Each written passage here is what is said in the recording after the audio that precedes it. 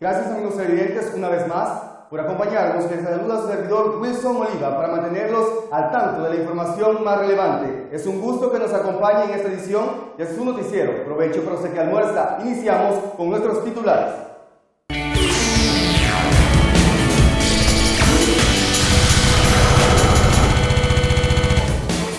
El 90% de bachilleres no puede estudiar en la universidad. Investigan casos de criminales de guerra en Altacao.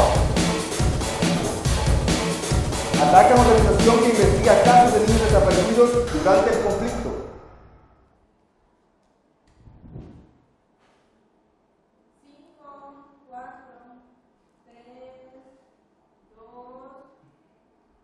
A lo mejor usted conoce de algún joven que al graduarse del bachillerato ya no pudo seguir en la universidad. El periodista Jonathan Larios ha preparado el siguiente material donde explica las razones de este fenómeno que actualmente se vive en nuestro país. En El Salvador, la educación superior es un privilegio. Un informe del Programa de Desarrollo Humano de las Naciones Unidas indica que el 90% de los jóvenes no tiene acceso a estudios universitarios. El documento reporta que esta tendencia tiene más de 10 años.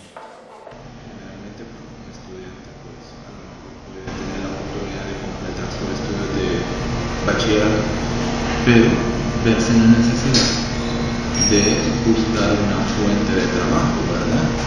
Según datos del Ministerio de Educación, en 2011 se graduaron más de 65.000 bachilleres. De ellos, solo 28.000 ingresaron a la universidad en 2011. Los estudiantes también buscan la oportunidad, ¿verdad?, de ingresar a instituciones de carácter público, y a veces puede esto convertirse también en una limitante, ¿verdad?, en el sentido de que al completarse los cupos en una institución pública, pues de verse en la necesidad de inscribirse en una institución privada. Gerson Beltrán forma parte de ese porcentaje de bachilleres sin acceso a la academia. En 2011 aplicó a la Universidad de El Salvador. Sin embargo, no quedó. Este año realiza su segundo intento. Aproximadamente 2 años tratando de ingresar a la Universidad Nacional. A pesar de eso he tenido la idea de poder ingresar en otras universidades. Sin embargo, yo creo que hay una dificultad en el sentido de que hay una buena cantidad de personas que quieren ingresar a estudiar. Yo considero que debido a eso es que a veces se les dificulta a las universidades, pero sin embargo creo que pueden haber las posibilidades. En 2012 ingresaron 7.200 personas a la Universidad de El Salvador, 3 veces más de las otras casas de estudio. El porcentaje de bachilleres incrementó 20% en 10 años, aún son pocas las oportunidades de estudio superior. Para Visión Informativa, Jonathan Larios. Siempre en el acontecer nacional, permítanos contarles en esta ocasión un hecho que conmocionó a la sociedad salvadoreña. Nos referimos a la destrucción de documentos sobre niños desaparecidos en el conflicto armado, tras el atentado que sufrió ProBúsqueda. Nuestro periodista Walter Cibrián se trasladó al lugar de los hechos y nos preparó los detalles especialmente para ustedes. Así quedó el cuarto de archivos en las oficinas de ProBúsqueda, ubicado en la colonia Buenos Aires, San Salvador, tras la quema y sustracción de documentos de niños y niñas desaparecidas durante el conflicto armado. El hecho ocurrió la madrugada del 14 de noviembre anterior por parte de 3 hombres con pistola en mano. A raíz del hecho, el jefe de comunicaciones de ProBúsqueda, Félix Meléndez, considera como principal pérdida la base de datos de familiares de personas desaparecidas, además de la pérdida de información de niños desaparecidos de la unidad de incidencia y jurídica de la organización. Meléndez considera la quema y hurto de documentos como una forma de obstaculización para el esclarecimiento de desapariciones de niños durante la guerra civil. Nuestras hipótesis van planteadas en cuanto a las personas que no quieren que se sepa la verdad en este país, que todo lo ligamos a eso, a esos grupos todavía que hicieron daño en la guerra y que todavía no están dispuestos a afrontar la verdad y la justicia. Siguen utilizando estos métodos que son métodos desfasados de los años 80 y para seguir intimidando. Tras este atentado contra ProBúsqueda, la Procuraduría para la Defensa de los Derechos Humanos ha brindado su apoyo a la organización. De acuerdo con el procurador David Morales, este hecho contra esta entidad no es apolítico. El trabajo parece haber sido realizado por personas que sabían muy bien cuál era el propósito, buscaron destruir archivos institucionales y dejaron mensaje de intimidación. Han provocado un daño en la información histórica y en la información institucional de ProBúsqueda, y en ese sentido tiene características preliminarmente y por el modus operandi de un atentado con finalidades políticas. Por su parte, para el Instituto de Derechos Humanos de la Universidad Centroamericana José Simón Cañas, la quema y hurto de documentos es lamentable. Por esa razón, la organización considera menos pasividad por parte del Estado y las organizaciones de la sociedad civil para la protección de este tipo de información. El rescate de la memoria, de la preservación de este tipo de información, es un trabajo que pocas organizaciones realizan, que no se realiza desde el Estado. Y además contribuye a mantener esta política del olvido, que la sociedad civil también ha asumido como propia. Es decir, desde el Estado se impulsa el olvido, pero la sociedad también la asume, y que se pierda información como esta contribuye a que se mantenga impunidad. Este hecho no amedrenta la actividad de ProBúsqueda, fundada en 1994 para el encuentro de niños desaparecidos en el conflicto armado. La asociación no considera mala su actividad dentro de la sociedad salvadoreña. Pasó a nosotros y para la memoria histórica sentimos que es un golpe, pero también a la vez es como un empuje, estamos haciendo las cosas bien, y que cuando te golpean es porque, como decía la abuela, porque le has picado la cola a alguien, porque le has picado a donde más le duele. Por el momento, la asociación desea estar en paz. Este hecho no se debe repetir según la entidad. Para Visión Informativa, Walter Cibrián. En cuanto a los derechos humanos y muy relacionado a la nota anterior, les presentamos en esta ocasión una demanda que hacen las comunidades indígenas en cuanto al reconocimiento de ellas. Existe un origen que no podemos olvidar. Desde hace muchos años, las organizaciones indígenas de El Salvador persisten en un reconocimiento constitucional ante la sociedad. No obstante, el objetivo aún no se alcanza. Según el miembro del Consejo Náhuatl Pipil, Pedro Rodríguez, existe una discriminación al sector por parte de ciertas fracciones políticas que obstaculizan el proceso de reconocimiento. Porque era étnico, quería exterminarnos, que no queremos ni siquiera raíces. Los hermanos que hablaban náhuatl eran masacrados. Pero hay una fracción de la derecha que ellos ni siquiera nos quieren atender, ¿verdad? No están interesados en ratificarlo. Entonces eso está estancado. ¿En qué consiste la ratificación? ¿Cuáles son los artículos? El artículo 62 de la Constitución Política y el artículo 62 y 63 de la Constitución Política. Con eso nosotros estaremos siendo reconocidos como pueblos indígenas, porque no somos reconocidos. Dicen todos somos iguales, pero ya en la realidad no hay igualdad. Apoyando a esta postura, se suma el diputado Joalmo Cabrera. El parlamentario manifiesta que la reforma de los artículos 62 y 63 de la Constitución es un esfuerzo de su partido y otros. Sin embargo, el impedimento principal es la falta de interés de las fracciones de derecha en dar sus votos. Bueno, es el partido Arena el que se ha estado oponiendo a la ratificación de la reforma constitucional que ya fue aprobada por la legislatura anterior, y para que pueda surtir efecto de ley de conformidad a la Constitución, tendría que ratificarse por esta legislatura. Sin embargo, se ha sometido como en 3 ocasiones el tema a la Comisión de Legislación y Puntos Constitucionales para su ratificación.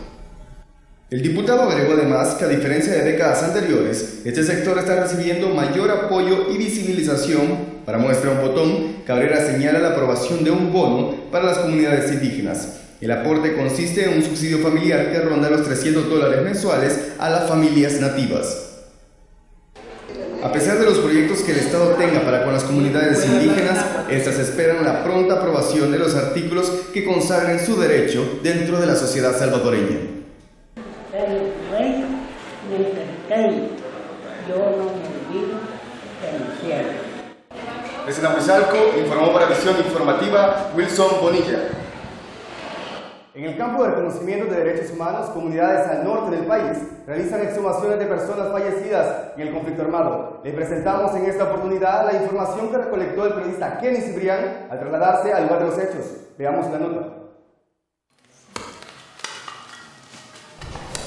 Muchas personas que murieron en la guerra civil en El Salvador fueron enterradas en fosas comunes en el municipio de Argatao, en Chalatenango. Cientos de cuerpos aún no han sido encontrados, pero el Instituto de Derechos Humanos de la Universidad Centroamericana José Simón Cañas, UCA, en coordinación con la Universidad de Washington, realiza la exhumación de algunos de estos cuerpos.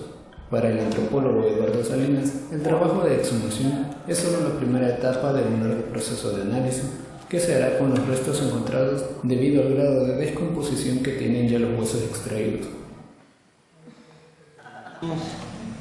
Y esta es la fase de descomposición, se le llama reducción esquelética, es cuando están todas las osamentas, pero este ya son fragmentos de osamenta. Ahí se le puede poder ver que se hallaron restos óseos más bien. Después de más de 7 horas de excavar, fueron encontrados restos de los osamentos de una persona, un hombre que por el estado de descomposición de los huesos será difícil determinar la causa real de la muerte. A pesar de ello, algunos familiares de las personas que se presumen fueron enterradas en las riberas del río Sumpur estuvieron presentes mientras se exhumaban los cuerpos. Faustina Peralta perdió a su padre Rubén a mediados de los 80. La incertidumbre por encontrar el cuerpo de su ser querido le mantuvo en la zozobra durante casi 28 años. Ahora ella agradece el trabajo de la Universidad de Washington en el país. Agradecerle aquí por este gesto para que me han ayudado aquí.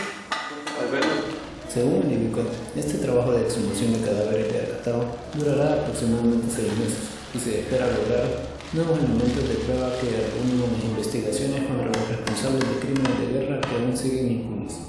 Para Misión Informativa, Kenny Cibrián.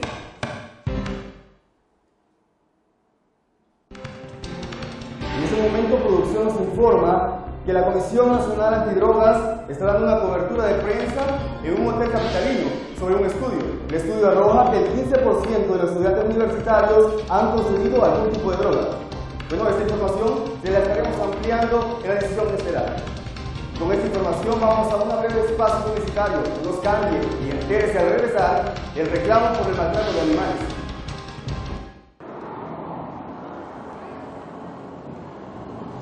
Revisemos. No enciende nada. Vamos a ver.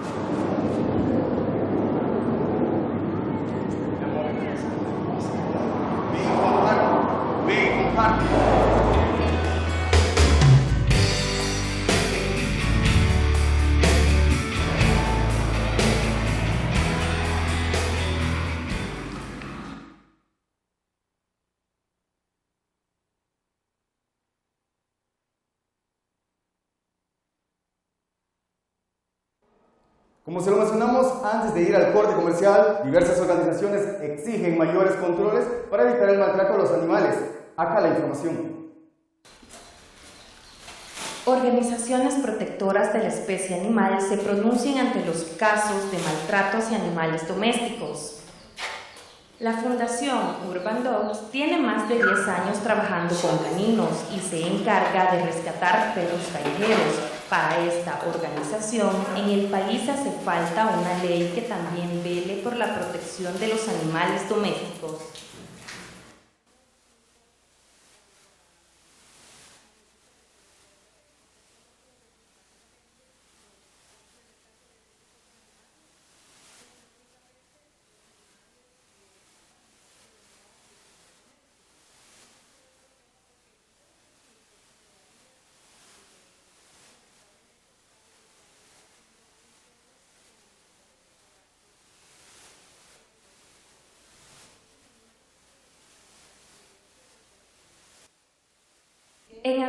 de este año se logró incluir una reforma a la Ley de Conservación de Vida Silvestre llamada Circo sin Animales. Esta especifica la prohibición del maltrato a especies de fauna silvestre. Sin embargo, autoridades sostienen que tiene vacíos. Presentado el proyecto nuevo donde se encerraban varias especies y otras, ¿cómo debería de ser? Que vaya de acuerdo a las presentaciones que hace la Ley de Conservación de Vida Silvestre y la Comisión sobre el Comercio de Especies, ¿no?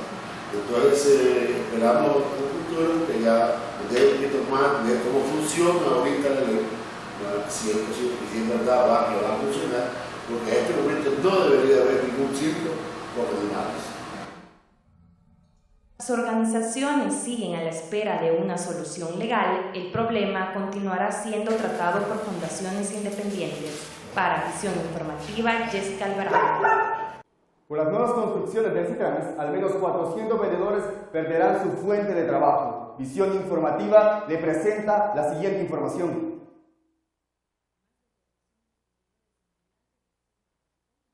Se verán afectados con el nuevo sistema integrado de transporte del área metropolitana de San Salvador, Citrans.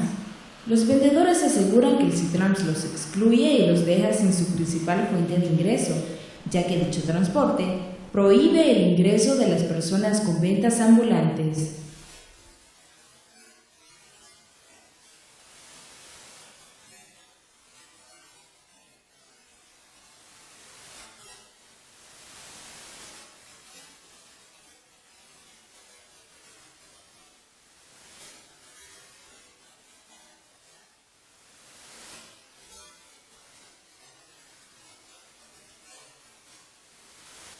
Aunque no se pueda revertir esta normativa del nuevo sistema de transporte, las autoridades afirman que buscarán otras alternativas para solucionar las peticiones de los vendedores ambulantes.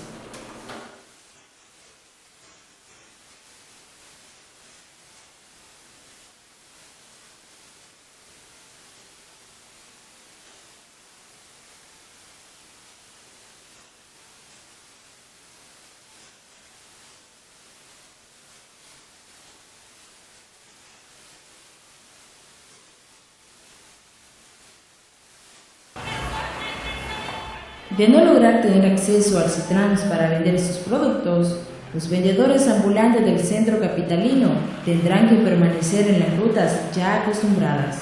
Para Visión Informativa, Sabrina Umaña.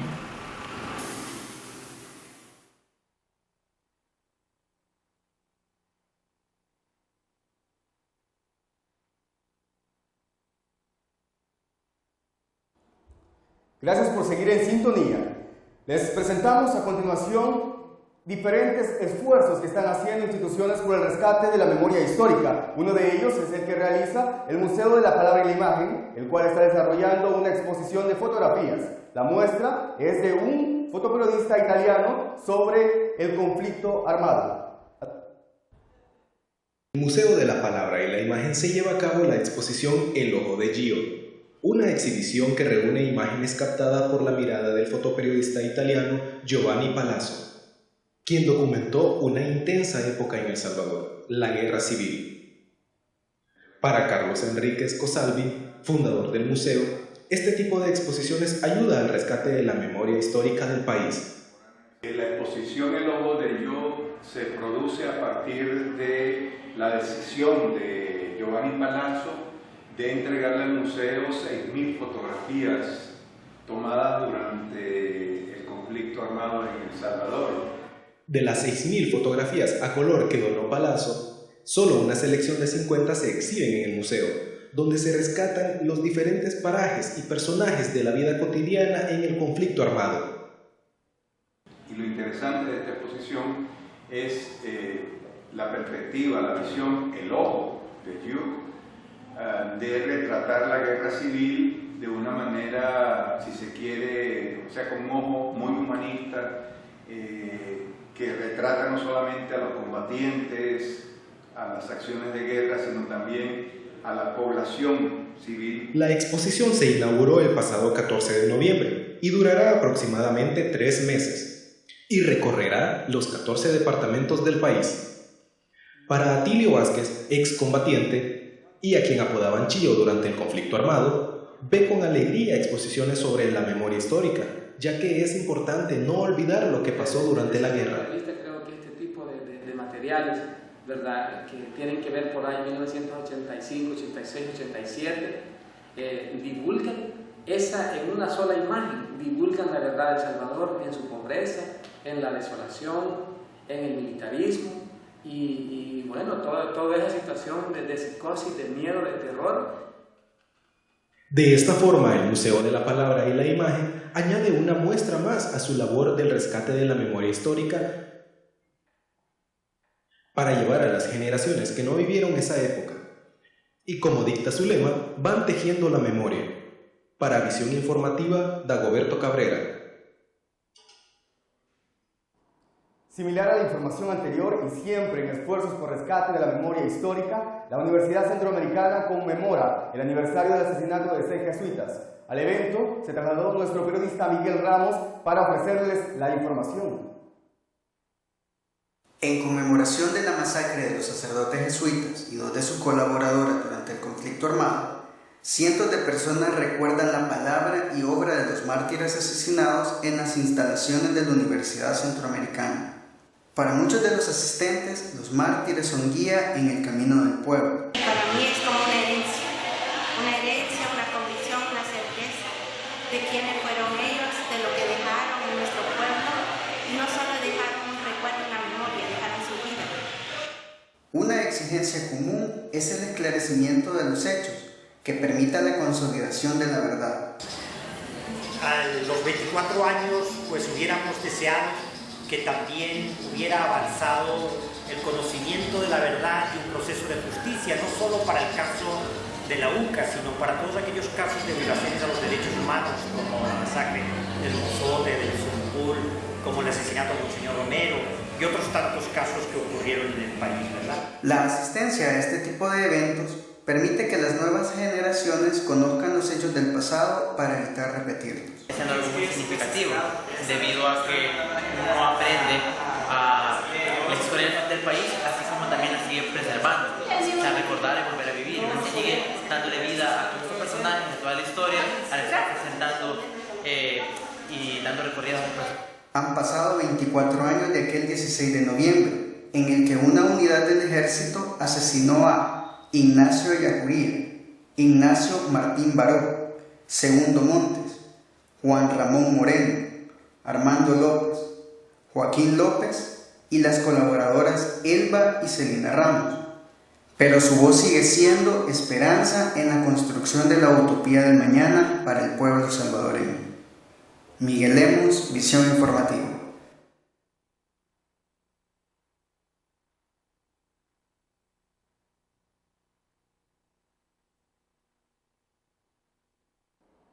Cambiamos de panorama y en el campo deportivo veremos en la siguiente nota el trabajo que realiza la alcaldía de Quezaltepeque por reducir la violencia a través del deporte. Quezaltepeque, considerado un municipio libre de violencia, apuesta por la implementación del deporte como la principal clave para prevenir la violencia y la delincuencia. A través del deporte se puede erradicar la violencia, no solo en nuestra ciudad, sino que en todo el país, pero siempre y cuando tengamos el verdadero apoyo de las autoridades. El Comité Municipal de Prevención Social de Quezaltepeque, coordinado por el edil Carlos Figueroa y la Policía Nacional Civil como subcoordinadores, planifican anualmente las actividades enfocadas a erradicar la violencia y delincuencia del municipio. Aquí en Quezaltepeque especialmente, pues a través de la alcaldía municipal hay una escuela de deportes, hay escuelas deportivas donde tienen varias ramas, el voleibol, baloncesto, fútbol, softball. Según agentes de la PNC, se está realizando un arduo trabajo junto con la alcaldía municipal para contrarrestar la violencia y la delincuencia por medio del deporte, como la forma más viable para mantener entretenida a la juventud. Un presupuesto de alrededor de unos $40,000 mensuales para esos proyectos, porque al final de cuentas son 7 proyectos los que maneja la alcaldía. Implementar la cultura deportiva ha sido el arma más letal para erradicar la violencia, para que los jóvenes crezcan en un ambiente de compañerismo y sano esparcimiento, Informó para Visión Informativa Juan Borja. Con estas informaciones nos vamos a otro corte comercial. Por favor, no nos cambie, ya volvemos.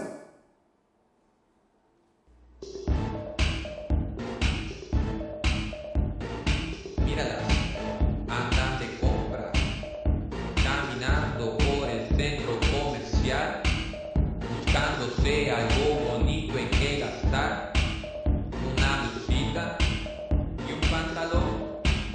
Quieren más ropa aunque tengan un montón, son consumistas, lo pueden ver. Ahora se compran algo rico de comer y una película. No está de más, con la tarjeta todito lo pagas, sentís que haces lo que querés, pero el problema te viene después.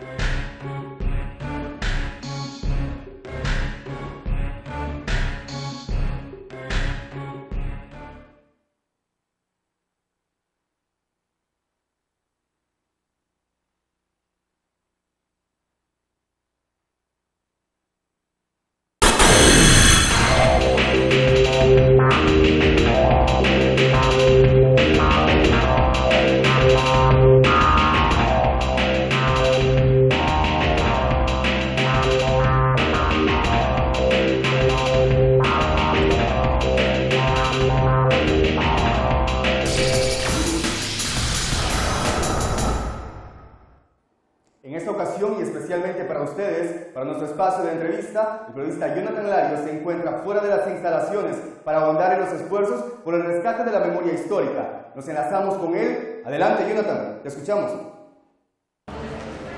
Muchas gracias, Luis. En esta ocasión nos encontramos en la capilla Monseñor Romero para conversar con Raúl Valencia. Él es representante del programa Justicia Transicional y Memoria Histórica del Instituto de Derechos Humanos, UCA. Buenas tardes, Raúl, ¿cómo te encuentras? Bien, alegre de estar acá y de haber sido invitado. Muchas gracias por darle espacio para hablar sobre la memoria histórica y su importancia en la actualidad. Bien, como ya lo mencionó, en esta ocasión vamos a estar conversando sobre el rescate de la memoria histórica y los esfuerzos que se hacen en pro de ella. De acuerdo a la UNESCO, el patrimonio cultural refleja la diversidad de los idiomas, los pueblos y las culturas. Es el espejo del mundo y su memoria. Ahora bien, esta memoria es frágil y todos los días desaparece para siempre partes irreemplazables de ellas. ¿Qué es la memoria histórica? ¿Qué podemos mencionar sobre ella? La memoria histórica es un esfuerzo de reconstruir la historia propia, pero la historia real, desde una verdad total y no malversada, a través de diferentes hechos que van componiendo nuestra sociedad en la actualidad. Entonces, ese es su fin, ¿verdad? Darle de alguna forma una explicación de cómo diversos sucesos van configurando la sociedad actual. ¿Qué esfuerzos se han hecho en El Salvador por rescatar esa memoria histórica? Bueno, en El Salvador se han hecho muchos esfuerzos, incluso por rescatar, por pueblos originarios. Es un esfuerzo que se ha hecho paradójicamente incluso desde 1932 por Salarroy. También hay esfuerzos que se han ido haciendo para rescatar el conflicto armado. Por ejemplo, también la guerra con Honduras, que fue 10 años antes de que comenzara el conflicto armado. Y una serie de documentaciones, de hechos, de vivencias y también de actores que han compuesto esta historia. Entonces, esos son los esfuerzos: tener información, tener datos sobre estos hechos históricos. ¿Qué podemos hablar de este año? ¿Qué esfuerzos se han realizado? Tenemos el conocimiento de la realización de diversas exhumaciones en la zona norte del país. Sí. Bueno, este año se ha participado en 2 exhumaciones en concreto. Una es del caso Colima, que Audiovisuales UCA, un esfuerzo, ha hecho un documental sobre esto, que son de desaparición forzada. Y también se hizo otra exhumación en el municipio de Arquetao. En ese sentido, las exhumaciones es un esfuerzo por reconstruir una escena, ya sea una desaparición, una ejecución sumaria, una masacre, una tortura que se hizo años antes, en este caso en un conflicto armado, y que eso sea una evidencia de que sí realmente hubo un conflicto armado y una serie de ejecuciones arbitrarias en el pasado. Sí. Lo mencionaste en Colima y en Arcatao. Sí. ¿Por qué esos dos lugares? Bueno, han sido estos lugares, primero que nada, porque históricamente han tenido mucha actividad política y en la parte y en la franja norte del país siempre, bueno, en la historia hubieron mucha actividad y ha sido una población muy golpeada históricamente. Arcatao pues, está en el departamento de Chalatenango y así como también Morazán, El Mozote y Cabañas son departamentos que tienen mucha historia en cuanto a resistencia y a participación en el conflicto armado y también en las organizaciones sociales que se dieron. ¿Por qué hacer esas investigaciones ahora? Bueno, la importancia de hacerlas ahora es esclarecer la verdad de estos hechos, conocerlos, saber que estas personas fueron violentadas de sus derechos humanos por la forma en la que se actuó, que se les torturaba, se les desaparecía, se les ha desaparecido, y el esfuerzo es reconstruir esta historia a través de esa memoria dolorosa que se ha intentado esconder o opacar por diversas razones, ¿verdad?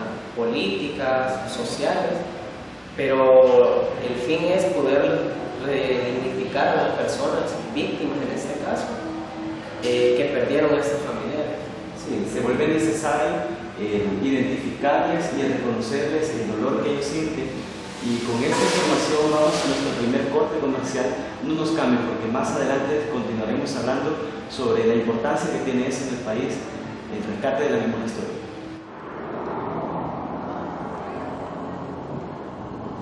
Revisemos.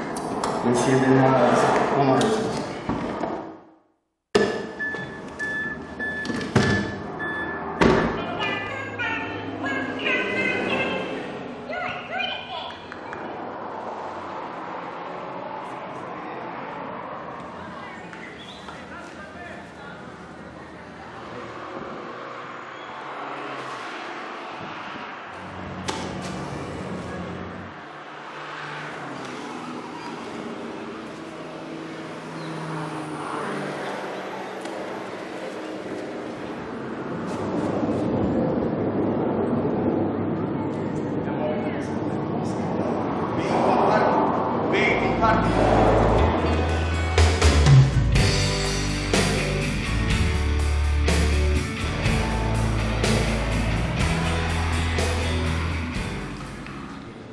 Gracias por continuar con nosotros.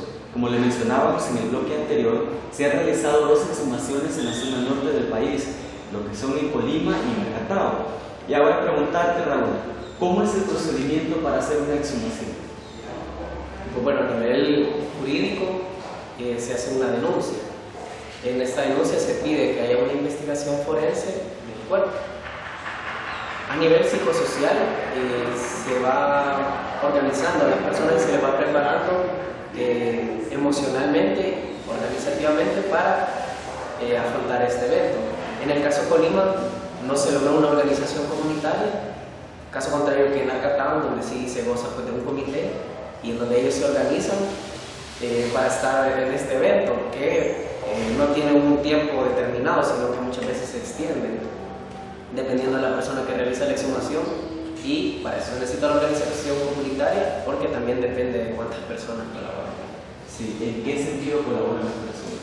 Pues la colaboración va desde el acompañamiento por sí mismo, de estar ahí y brindar cierta calidez, hasta pues también estar paleando, ¿verdad? Trayendo la comida, etcétera, esas diversas tareas que se pueden realizar en campo. Mencionabas algo curioso, que tiene que haber una denuncia, es decir, de que en estos lugares se denuncia. Sí, se ha denunciado tortura, desaparición, ejecución arbitraria. De eso poco se tiene conocimiento a nivel nacional. Sí. Igual en otro nivel que debe haber denuncia en otro lugar, no sé si. Sí, bueno, este año se presentaron cerca de 43 denuncias ante la Fiscalía General de la República por casos de tortura, masacre, ejecución sumaria y desaparición. ¿En qué lugares se han presentado? Bueno, esto ha sido, digamos que a nivel nacional, porque está Suchitoto, Tecoluca, Santa Marta, Cabañas, también está Agua Blanca en Morazán, el municipio de Cacaopera, el mismo Arcatao también ha presentado, y algunos casos aislados como en Cucutepeque, y también pues acá en San Salvador. Sí. ¿Hay señalamientos directos en ese recurso que presentan las personas? Bueno, en el caso concreto de Santa Marta, en los diversos testimonios que las personas brindaban, sí señalaban por la cuestión de rangos, jerarquía, a Sigfredo Ochoa Pérez, actual diputado por el Partido de Unidad. Y las personas sí tienen un conocimiento y una identificación con él como el actor estratégico, intelectual de diversas masacres y otras actividades en el sector. ¿Qué otros señalamientos han encontrado o qué repetitivo ha sido el nombre de este diputado? Bueno, este diputado también estuvo destacado entre el año 84 y 86 en El Paraíso, en Chalatenango, y muchas personas y testimonios también lo han señalado, como por ejemplo la masacre del río Huercinga, la operación Fénix, que se dio a principios del 86, que tuvo que ver más con WhatsApp, pero que sabemos que él colaboraba junto con la Fuerza Aérea, que ahí se señala Juan Rafael Bustillo, que también actualmente está vinculado con el caso jesuita. ¿Y qué es lo que se pretende al final o qué es lo que obtienen las personas con que se le realicen este tipo de recursos que ellos pueden presentar? Bueno, para las personas es una serie de emociones, pero en un primer momento es reconocerle que su historia es real y que realmente al final esto sí sucedió y ellos sufrieron parte de una historia y que forma parte también de la historia que se ha intentado invisibilizar. Entonces ese reconocimiento a ellos les dignifica y de alguna forma les acerca también a ir reconociendo sus derechos. ¿Y el Estado? ¿Podemos catalogar al Estado como interesado en estas acciones? Bueno, el Estado años atrás parecería que estuviese apuntando más a ir desapareciendo esta historia, desde la educación, desde celebración de eventos, se ha apuntado más hacia otras, tiene otros intereses. Sin embargo, en un tiempo acá se ha ido moviendo más el tema de memoria histórica e incluso en el caso concreto de exhumaciones ha sido hasta hace unos meses en donde procesos que han demorado alrededor de 3 años en efectuarse ahora han tardado meses después de la denuncia de marzo de este año. Sí. No me respondas esta pregunta y con esta pregunta nos vamos al corte comercial. Al regresar vamos a estar conversando sobre lo importante que es el esclarecer la verdad tanto para la parte afectada como para el victimario.